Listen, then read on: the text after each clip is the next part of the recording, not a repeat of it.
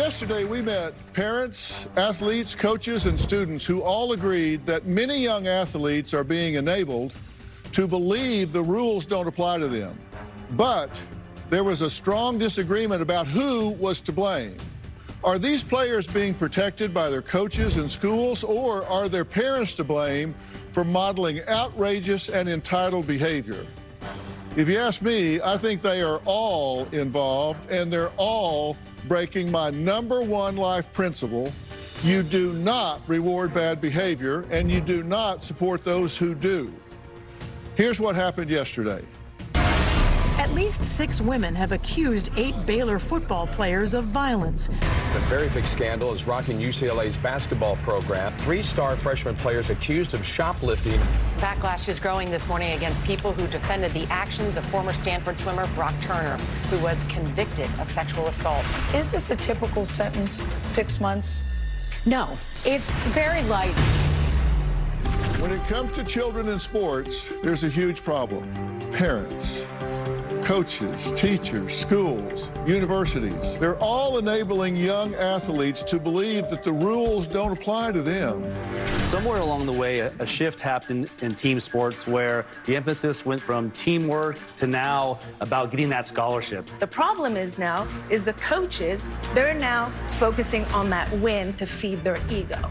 And these athletes learn, I don't have to learn the rules. What do you think will happen to that coach if he kicks a kid off the team? Nothing will happen. What will happen? A parent will complain? Oh, my God. That they parent claim the will be parents up there at that anyway. school screaming bloody murder. These parents and coaches are brawling over a disputed call. Bring it up! Yo, hang on. One dad is so angry, he breaks the safety glass to scream at the ref. You were a ref. I resigned the position because I was no longer able to support all of the referees that were being mentally, physically, and verbally abused. One of the principles I think we're losing is you don't reward bad behavior. Skilled athletes that get preferential treatment, when they get old enough to start making decisions that matter, now we're in a really bad spot. Lester Ricard Jr. was an All-American high school football player and the starting quarterback. The team went to this club together. They partied, and sure enough, my friend, his girlfriend, they end up parking lot arguing. He clocks her, bam.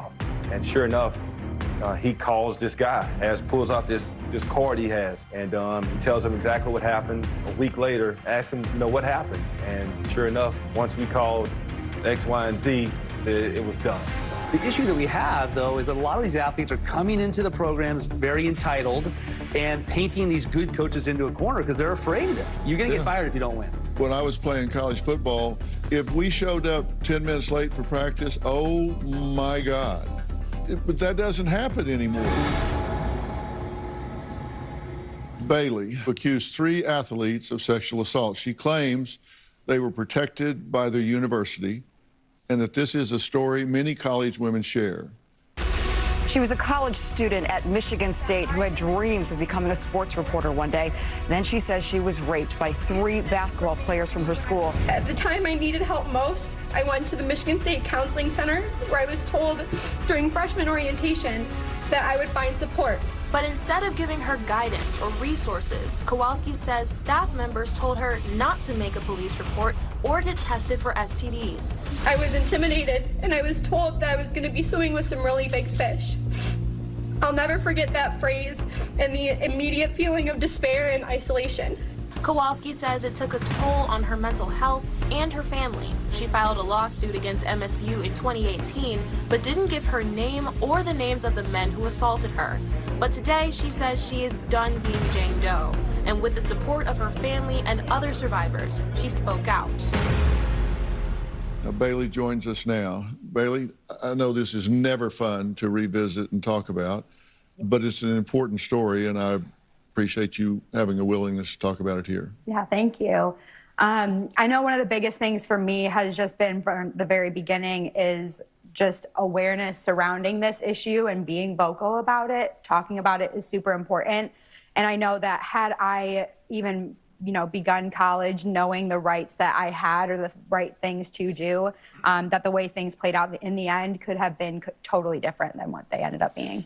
And when this happened, you immediately sought help for this, and you talked to the counseling center. Was this something that they were shocked about? No, quite the opposite. So actually, it took me about a week until I did seek help for the assault, what had happened to me. I think in my situation, I was blaming myself for a lot of things. There's just no way that that would possibly happen to somebody like me. There had to have been something, and it wasn't until it really started to mess with me, and I realized, no, I have to just admit that this happened and get help, that I did seek help. So when I got there and I spoke with the counselor, the first two things that she had asked me was, A, did you go get a rape test done? And did I go to the police yet? And I informed her, well, I did not go to the clinic to get a rape test done because I was on my parents' health insurance at the time, and I did not want my parents getting a bill in the mail showing that that service was provided.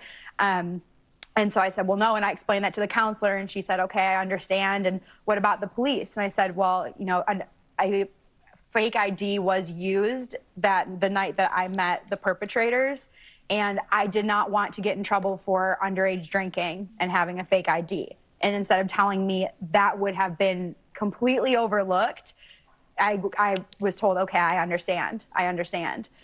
And after that, she kind of told me, well, let's talk about options. When we see other women just like yourself that come in and make these reports, we see that it is more harmful for them when they do decide to press charges. And if you decide to do that, you are going to be swimming with some really big fish. Or I can focus on myself and getting my headspace back to normal and healthier. And we have a sexual assault center with resources for you. And you never forgotten that swimming with really big fish statement. You think that was meant to intimidate you at that moment? Yeah, and it worked. It worked. Yeah. I mean, I pretty much left there thinking, okay, I don't have any other options besides just going and getting myself better, which, gave it a couple months, and it got very, very bad where I did have to seek inpatient care. You did leave school. I ended up in the hospital. I did not want to be on earth anymore about 5-6 months after the assault.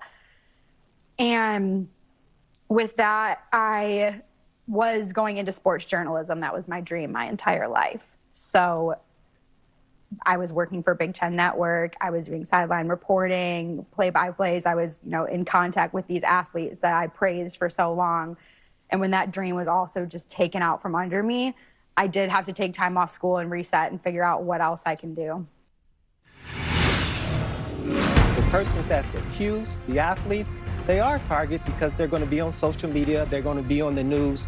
I did not get to pick my rapists. My story got so much attention because it had to do with athletes.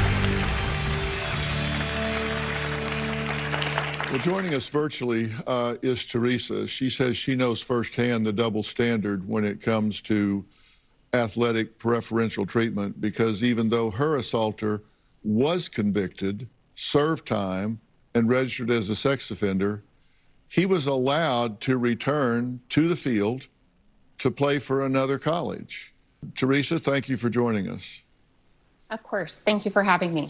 When this happened to you, you were in a very similar situation in that this was an athlete and someone that you were actually tutoring. And you say you were afraid to report because you were afraid that you would be harassed by his trainers?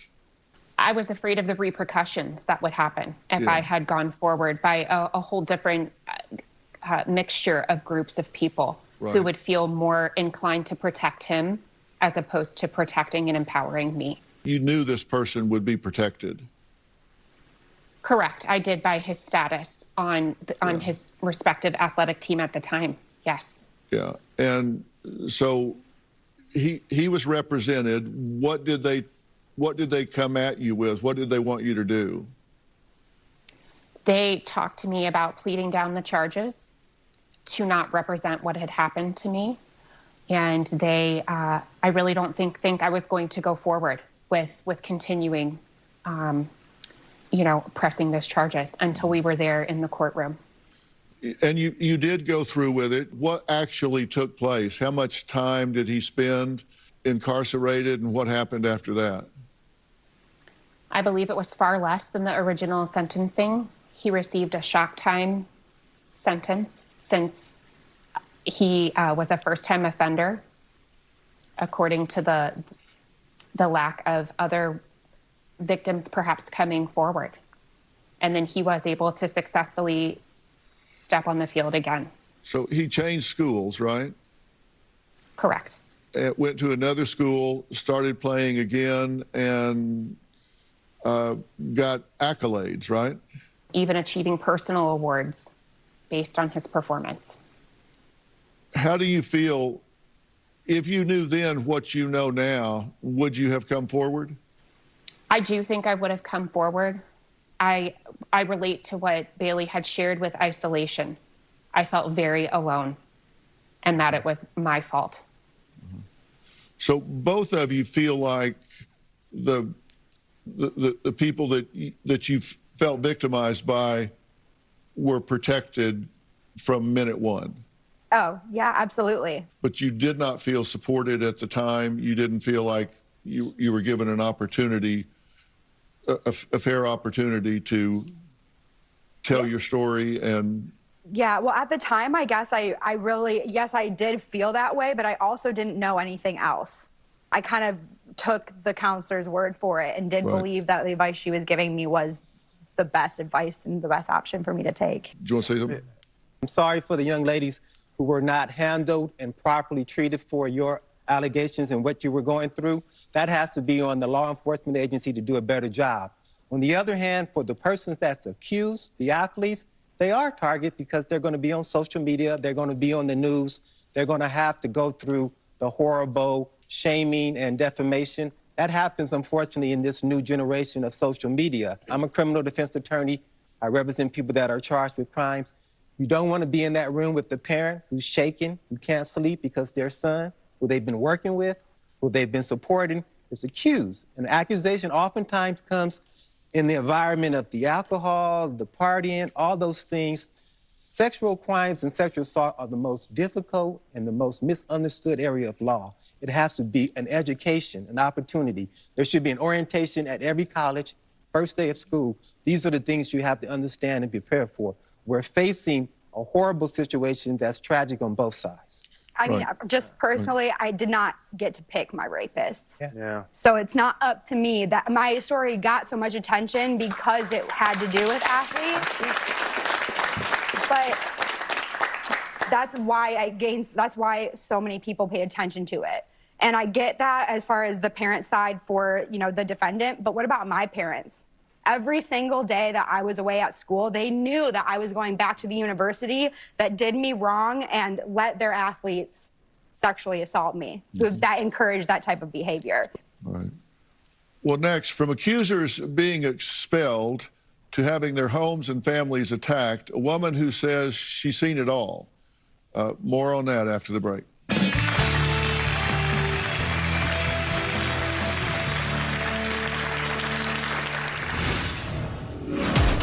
They are retaliated against. I had been out with a young woman that was raped and assaulted by a young man that was a football player, and to this day, that community still blames her for that young man. Now, attorney Karen Trzowski says the women she represents are victims of elitist athletes, and being called money grabbers keeps many women from coming forward. And if someone does come forward, there's a playbook of attacking and doing everything possible to discredit them. And they really do that to tamp down this behavior, right? That is absolutely true. And many of these young people, they're discouraged from proceeding with the reporting. They are retaliated against, not only by their school, but by other kids in the school. and in the community. And I have been out with a young woman that was raped and assaulted by a young man that was a football player, and we were out to lunch in a little diner in our hometown, and I saw people come up to her and say things to her, and you did this, and it's your fault, because the young man eventually did go to prison. And to this day, and 6, 7 years later, that community still blames her for that young man going to prison. The victimization after the assault is much worse than the assault itself. Right. And I hear that repeatedly. And of course, there are just enough bad and isolated examples that are made up money grabs that give a really bad name to legitimate victims, right? Yes, and certainly I don't advocate for a false report at all. I wouldn't want to see that happen to anybody. But there is a stigma, or kind of anecdotally, people think that a lot of these reports are false. And that's really not the case. Attorney Brian Watkins believes that athletes are easy targets for false accusations and money grabs. And Brian, thank you for being here. Thanks for having me. You know, we respect the victim's right to be believed, but just because a person plays sports, they should not forfeit their right to be believed. And often we see athletes, you know, they are pretty much convicted on the accusations. Their careers are over before they ever get a chance to defend themselves.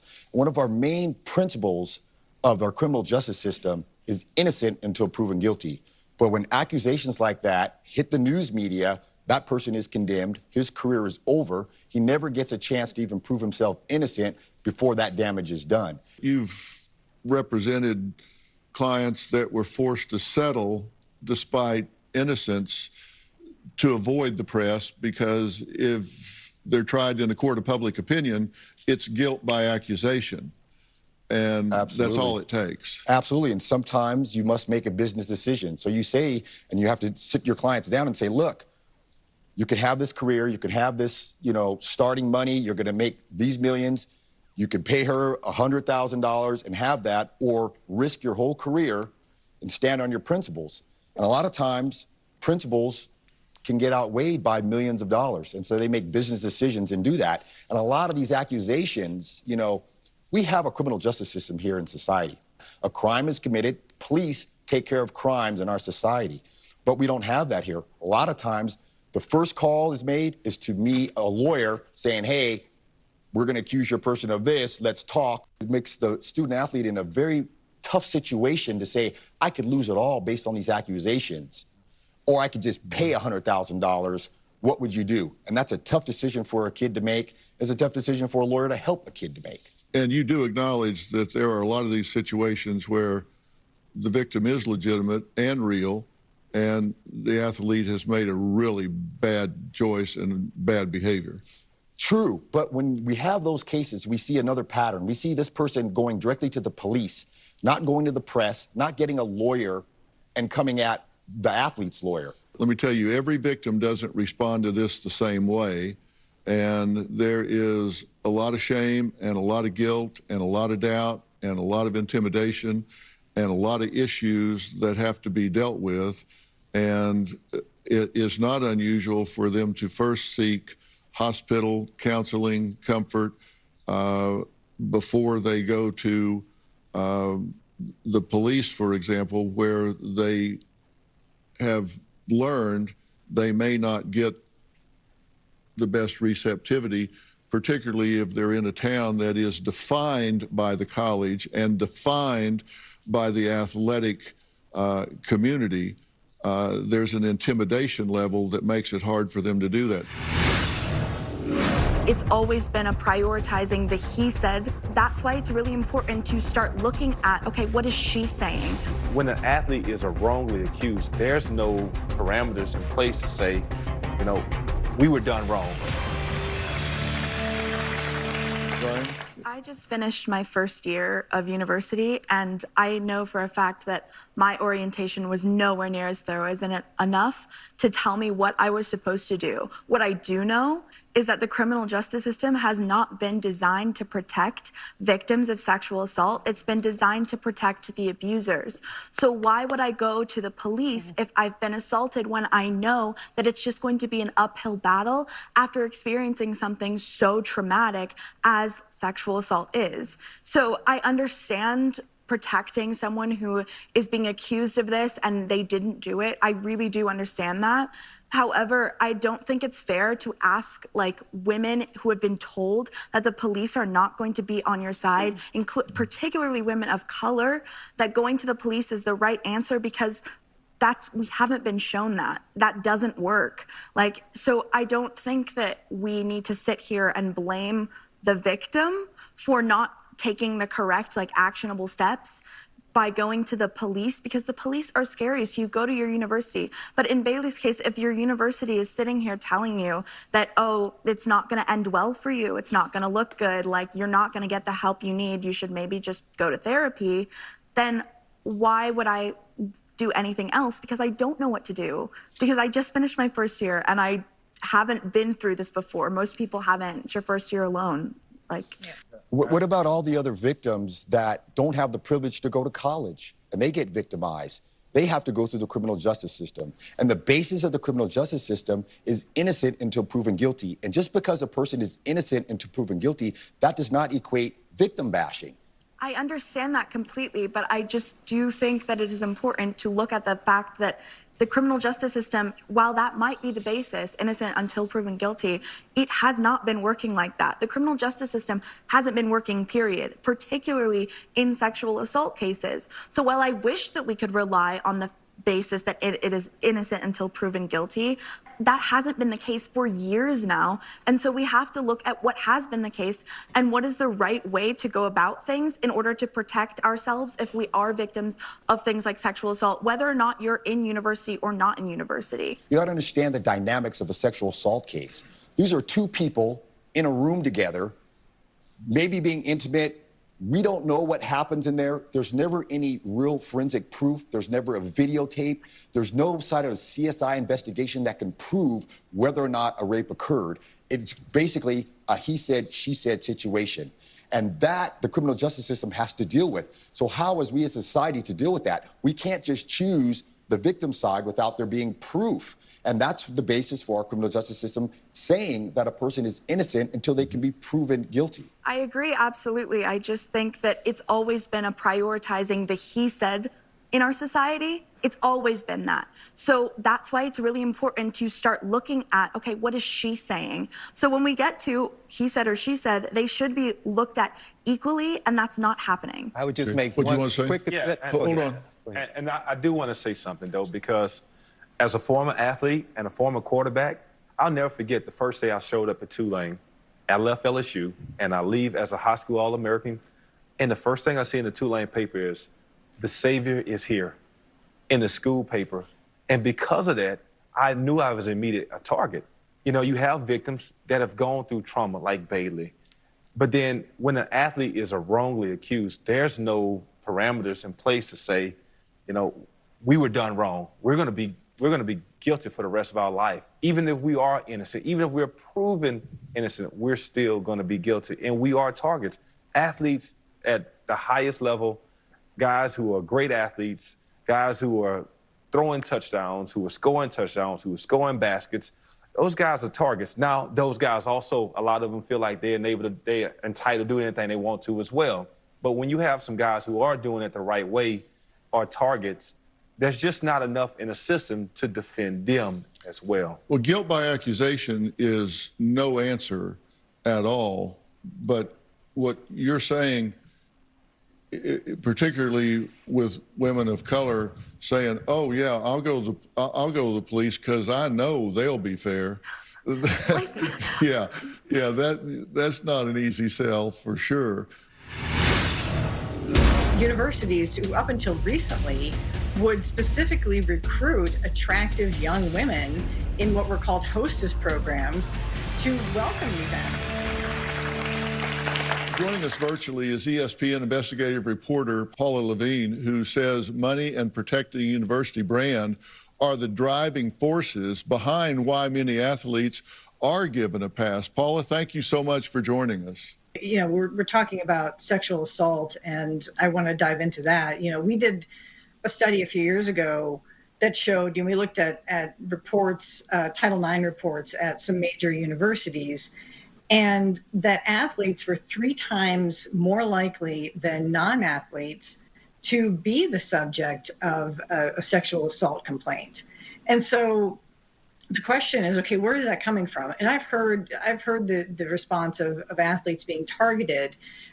You know, one Title IX expert who does a lot of these investigations was saying, putting it this way, that, you know, just as we were just talking about, athletes come to campus, and the message out there from the university, from the fans, is, you know, this is the second coming, right? These guys are amazing. They're going to save our program. And you have universities who, up until recently, would specifically recruit attractive young women in what were called hostess programs to welcome these athletes. And the message that sends is, these women are here for you. This is part of what we're essentially giving you to come to this university. And what this one Title IX expert said was, you know, you've got all this adoration and you've got all this messaging to this athlete that, like, these women are here for you. But we know, I mean, that's not the reality. Not all women want to have sex with these athletes. And so when they come across one who doesn't, or they get into a situation where it's unclear, they have been taught time and time again, well, all these women want you. You're the best thing. It's not an excuse by any means, and it's not excusing the behavior, but it's a theory that some experts have put forward. And it's not like the universities aren't aware of this. I mean, you know, Bailey was talking about her experience at Michigan State. And years before she reported her assault, the U.S. Department of Education Office for Civil Rights investigated Michigan State and its handling of reports of sexual assaults. And even back then, it found that students were telling investigators that athletes had a reputation for engaging in sexual assault and sexual harassment and not being punished because they were held in such high regard at the university. And athletes were even telling the investigators that they didn't want to report a sexual assault because they were afraid that it would tarnish the Spartan brand. And that aspect of brand is so important because at these big time universities, the revenue that comes in from athletics is astonishing, and it's just getting bigger. I mean, to have athletic department revenues in excess of $100 million is not unusual each year. And that's a small school compared to where you were, Bailey, at Michigan State. So you can imagine what you're leaning into with that culture there. All right, we have to take a break. Next, what can parents do to protect their athletes from becoming entitled? I'm going to tell you what I think after the break.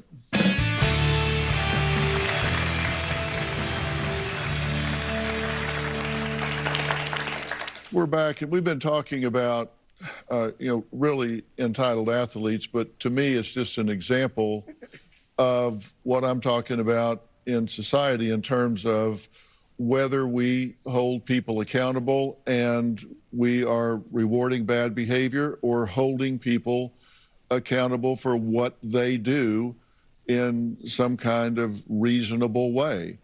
And if you allow people to get by with things because they can run fast or jump high, and so they're not entitled to the rules, I think it is abusive to that athlete.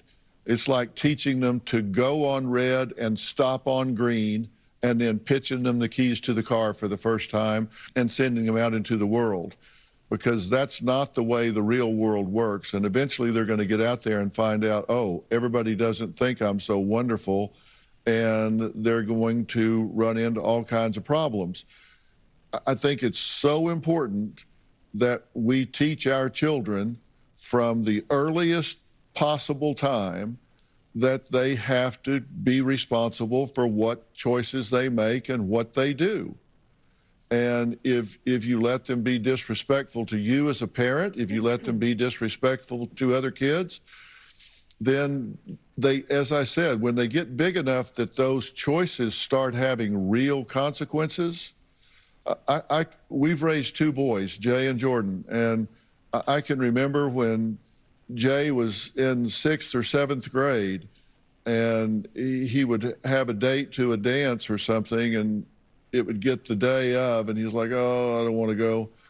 And Robin would get him in there and say, you get in here and sit down on his phone, and you call her and ask her what color her dress is, and you be excited, and you get her a flower, and you let her know how you can't wait. And the next day, whether he had a good time or not, you get in here and you call her and you thank her for going with you and tell her what a great time you had. You treat her with dignity and respect, I mean, that was from the 6th grade, 7th grade, and teaching him, you be respectful, you be accountable. And then she did it all over again when Jordan came along, and you just teach them that. And both of them were great athletes, and it was to the coach, it was yes, sir, no, sir. You just teach them from the beginning, and they thank you for it later. I promise you. And you never get through parenting. And it's never too late to reparent. And if you've got a cocky athlete, you take that playing time away from them. So you behave yourself or you won't play in the next game. But it's not just about the athletes, it's about the non-athletes. We need to teach people to go through this life with dignity and respect. And we're just not doing enough of that right now. Now, I do have to read a statement from Michigan State University. We reached out to Michigan State University about Bailey's claims, and this is what they said. It's important to note that in addition to our extensive and rigorous internal review, this case was also criminally investigated by the Michigan Attorney General in 2020, and the federal courts dismissed the lawsuit that Ms. Kowalski filed against the university. Since President Stanley's arrival to campus in the fall of 2019, he has made an institutional commitment to creating a safe campus culture for all. That includes investing resources into relationship violence and sexual misconduct prevention, as well as changes in university leadership, all of whom share in his commitment to fostering a safe and welcoming community. So that sounds very lawyerly, but that's their statement. We also reached out to the man convicted of assaulting Teresa, and although he declined our request, he was convicted. His mother provided a statement, and it reads, "When will she be truthful?" She said under oath not once but twice that she did not know who was in her room. She could not identify the person, did not know if it was male or female. Derek's version never changed. He refused a plea bargain, and after the verdict and before sentencing, he was offered a deal to only serve 120 days and no further probation if he would say he did it. He refused. I want to thank all of my guests today, and a special thanks to ESPN investigative reporter Paula Levine.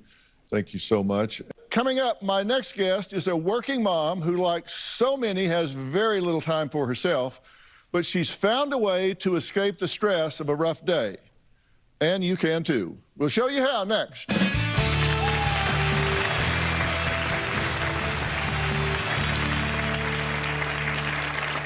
Do you often find yourself burning the candle at both ends and feel like there just aren't enough hours in the day?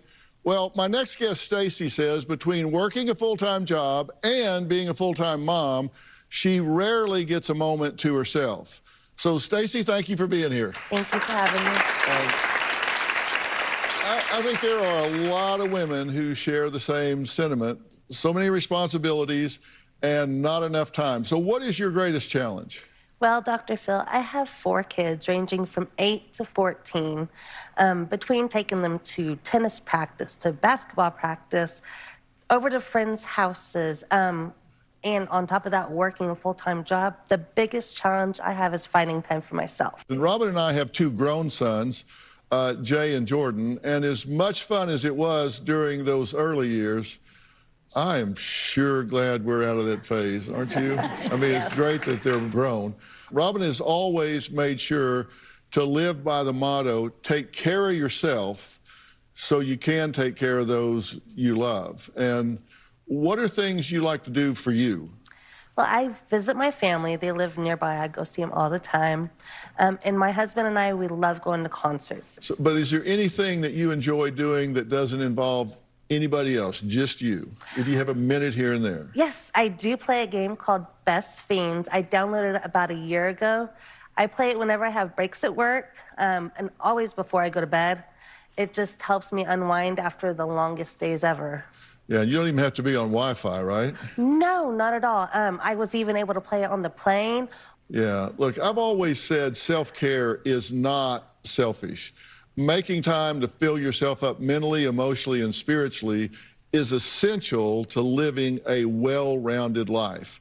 And taking mental breaks throughout the day is really important. It recharges yourself. And playing games on your phone, and we're clear you do this on breaks, you're not doing it while you're working, can be a great way to do that. So how about showing us how good you are at playing a quick game of Best Fiends? Oh, I'd love to. All right. Now, this is Best Fiends, not Best Friends.